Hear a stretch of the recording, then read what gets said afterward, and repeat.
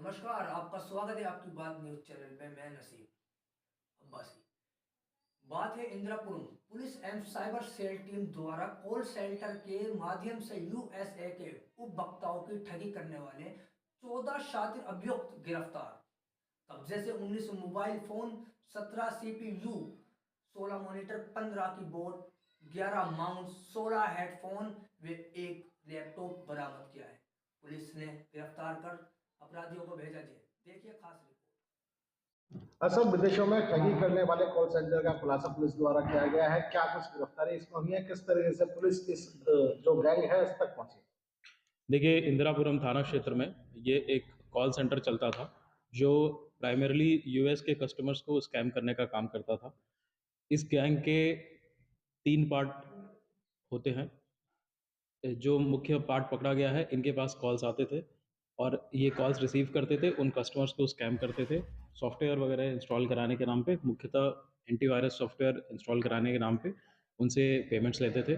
पहला जो गैंग का जो एक पार्ट होता है, वो इनको कॉल्स अरेंज करा के देता था कि इनके सिस्टम पे वो कॉल्स आती थी। ये कॉल्स रिसीव करके कस्टमर्स को कन्विंस करके उनको स्कैम करके पेमेंट कराते थे। और तीसरा जो एक पार्ट होता है, वो ऐसे payment system payment transfer accounts को हैंडल करता था, जो कि वेनमो, ज़ेल इत्यादि जैसे पेमेंट मोड्स होते हैं, जिसमें कि ट्रेस करना थोड़ा मुश्किल होता है।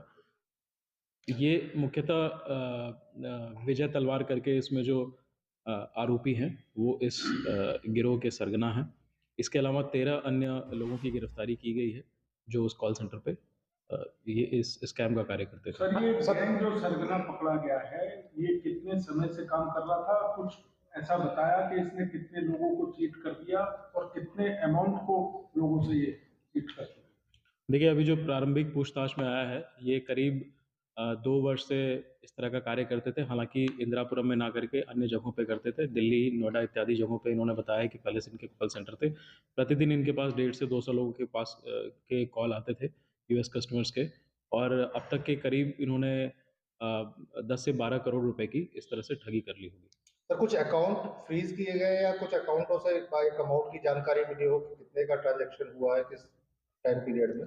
देखिए, अभी जो जैसा कि मैंने बताया, इनका जो ट्रांजैक्शन का मोड होता था, वो वेनमो, ज़ेल और कई बार ये गिफ्ट कार्ड के रूप में पेमेंट लेते थे। तो अब जो इन्वेस्टिगेशन की जा रही है, अब इन्वेस्टिगेशन का अगला पोर्शन यही है कि इन अकाउंट्स के बारे में जानकारी की जाए। कुछ ट्रांजैक्शन हमें बिटकॉइन के रूप में भी मिले हैं, तो उन बिटकॉइन्स के जो करस्पॉन्डिंग ओनर्स है, उसके करस्पॉन्डिंग भी इन्वेस्टिगेशन में सारी तथ्यों की जानकारी की जाएगी। सर, स्टाफ किस तरीके से हायर करते थे? दूसरा ये है कि बताया जा रहा है कि स्टाफ को भी जो ठगी रकम होती थी उसमें शेयर दिया जाता था। जी, स्टाफ को ये फिक्स सैलरी के बेसिस पे प्लस 1% कमीशन के बेसिस पे ये रखते थे। जो हायर करते थे, इसके लिए पहले वो उनकी इंटरव्यू लेते थे। और मोस्टली क्योंकि इनके यूएस कस्टमर्स होते थे, तो वो इंग्लिश स्पीकिंग लोगों को ही रखते थे उसमें। सर, इस केस के खुलासे में सबसे इंटरेस्टिंग बात यह है कि काम शुरू करने से पहले ही गाजियाबाद पुलिस इन तक पहुंच गई। तो ये सफलता किस तरीके से आती है?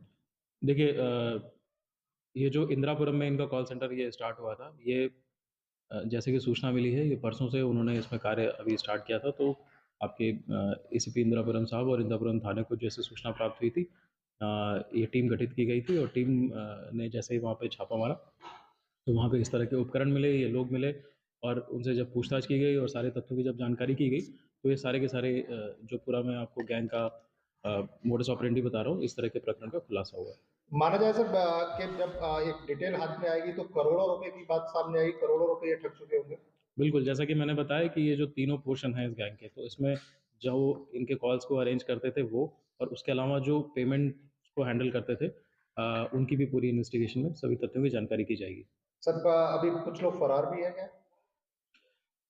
जो हमें मौके से मिले थे, उन सभी लोगों की गिरफ्तारी की जा चुकी है। लेकिन जैसा कि इन्वेस्टिगेशन में अभी बहुत सारे लोगों का अनावरण होना शेष रहेगा। अच्छा, पकड़े गए जो युवक हैं उनकी एजुकेशन, हायर एजुकेशन क्या है? और दूसरा सर, ये फ्लुएंट इंग्लिश में बात करते हैं, ये बात जानकारी सर मिल रही है। देखिए, इसमें से लगभग सभी युवक जो हैं, वो 12वीं पास हैं। यद्यपि क्योंकि इनको यूएस कस्टमर से बात करना होता है, तो इन सभी को इंग्लिश में सभी की